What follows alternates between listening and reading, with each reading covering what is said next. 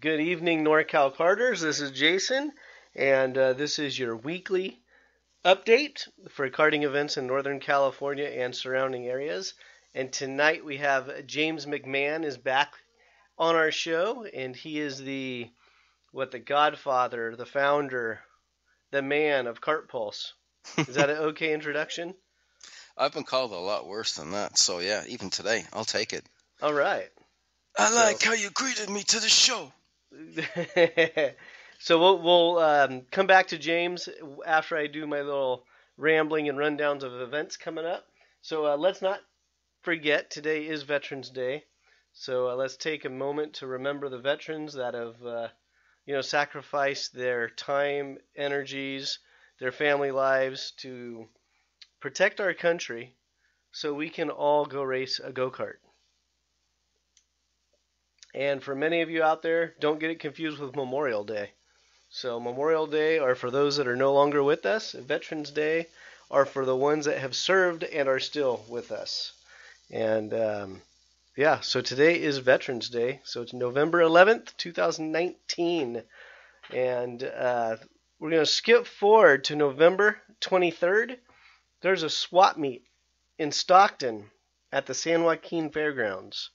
And Alan Settle, he's the host. If you go to norcalcarters.com, we have the event link on our calendar with the official registration page and info. So if you want to sell or buy, post on our official page, the event page. I'll also put a link here in this podcast of stuff you're looking to buy or stuff that you're looking to sell, and invite a friend. This is a great opportunity to bring a non-karter out to the track so they can see what it's about.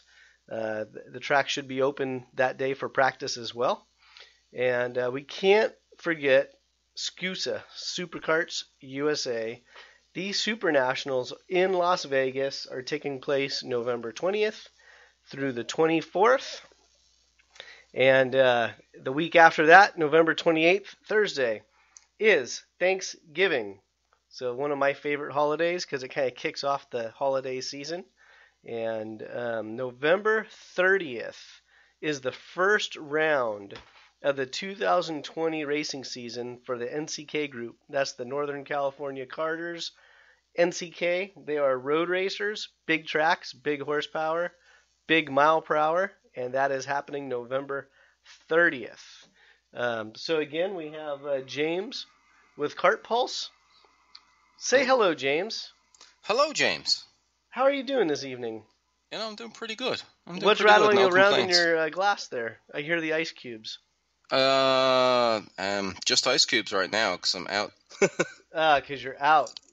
You're dry. Yes. All right. It was a vodka mule of some description. It had lots of ginger in it. It was quite tasty. Yeah. So that was one of the things that turned me on to Kart Pulse was your buddy, Davin, Drinks with Karters or Drinks with Racers. I don't remember the name of the show. But that was one of my first introductions to kartpulse.com. And we need to get that guy back behind the mic and start getting some podcasts going out in the winter here. What do you think? Davin's in demand. He's in demand. He's hard to track down. He is. And he's married and all sorts of stuff now. But yeah, it was just, I forget. We wanted to do a podcast, and then we were just sitting down. I think it was at PRI, and we just looked at each other, and it's like, we kind of just want to capture the conversations of just bullshit with the kart racers, and along the lines of dinner with racers, basically. And we're like, well, why don't we call it Drinks with Karters? And it's like, all right, that sounds like a good idea. So, it was a thing, and some episodes were drink, and some episodes were not, because, some under 18s, they're not meant to drink, apparently, or under 21 in the US. 21. Yeah, it was fun. I mean, it's been a while since we've done any episodes, but who knows? Maybe I'd love to have more original content coming back out again, and hopefully in 2020 we will. Hashtag content 2020. Or hashtag do something. I think that was Davin's for a while. Just do something. Do something. It's true though. Like it's it so got me easy off to my get, ass. like, Right? It's so easy to just get stuck and like chop down what you're trying to do or what you're thinking of, or try and over-engineer it. I mean, you know me well enough. I'm just terrible. I'm better now at it, but terrible at over-engineering things. And you just got to kind of put something on, put something on record and get it out there and improve on it. Yeah, and that's one of the things I took away from what you guys were doing.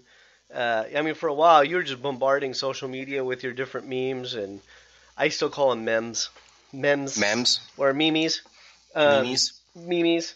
But you guys were just bombarding stuff, and there was an attraction to it, and the constant theme was basically just do it. You know, I can't say that. Nike, I did not say that. I don't want to get sued. But it was, yeah, just go out and do something. And you guys kept saying it over and over. You and I have talked about in the past, you know, there's one of those social media gurus I listen to, and his delivery is a little bit more unpolished. It's just go fucking do something. And you just keep saying it over and over and over. And I found myself, it's like, wait, I've talked about it, but I'm not doing it. So instead of talking about it, let's do something. And yeah, it kind of fired up NorCal Karters. Yeah, I got that motivation from the Kart Pulse. I got that motivation from, you know, some of the Gary V podcasts. More recently, I've gotten the motivation from the Track Magic Owners Group. Shout out to you guys, Bob and crew, Big Rich, and everyone else out there. They're what's the right word? Contagious in a good way. Contagious, yeah. They're contagious. I mean, just being a part of, in the. I'm not a member as far as I don't have the Track Magic or anything else. Just a member of their online group, and the energy, the excitement that they have for the Track Magic brand, the effort and the time they spend working on it and promoting it, and just basically trying to meet together as buddies. Isn't that what go-karting is about?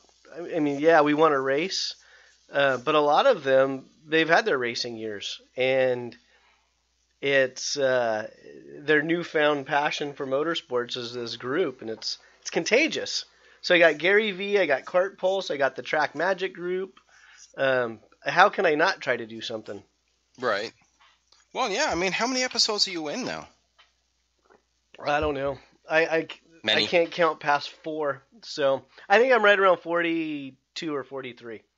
Yeah, I mean, you've been putting them out there, and even up here in Minnesota, it seems like the Track Magic thing is just, I mean, it's just one of the most interesting, exciting things going on right now, in my opinion, in karting. It's just, there's just so much about the Track Magic brand, and I mean, for those that don't know, and you know, can't tell from my accent, I'm not originally from the US. I'm from Ireland. I moved here in like 2006.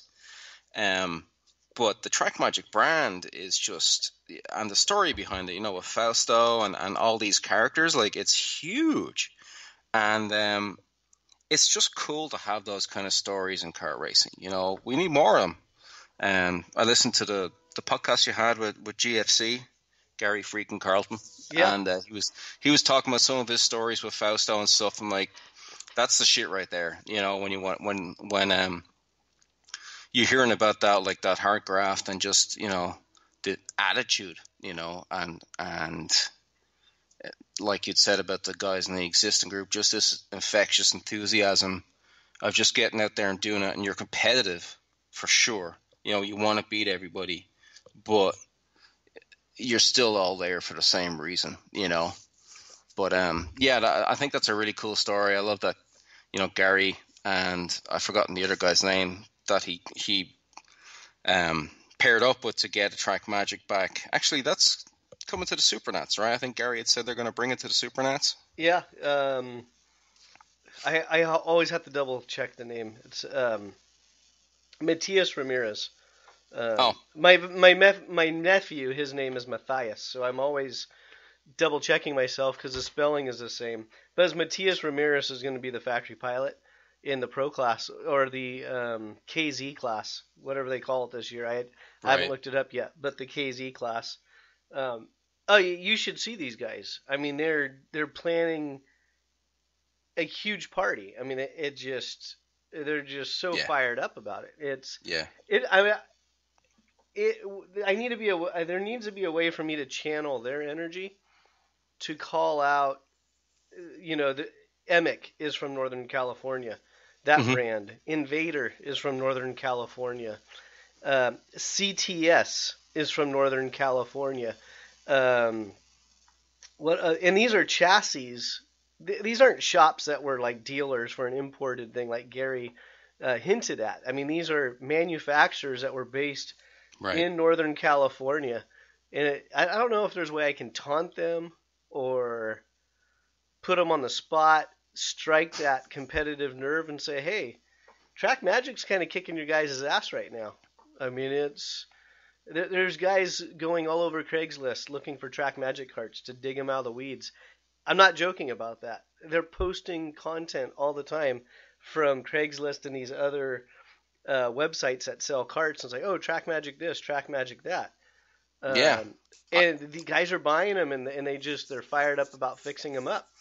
And it's really cool to see. It's like we just need one or two people from each kind of mainstay in Northern California. And I know it could be much broader, but being that our show is NorCal Carters, we're going to focus on the NorCal stuff. But Right.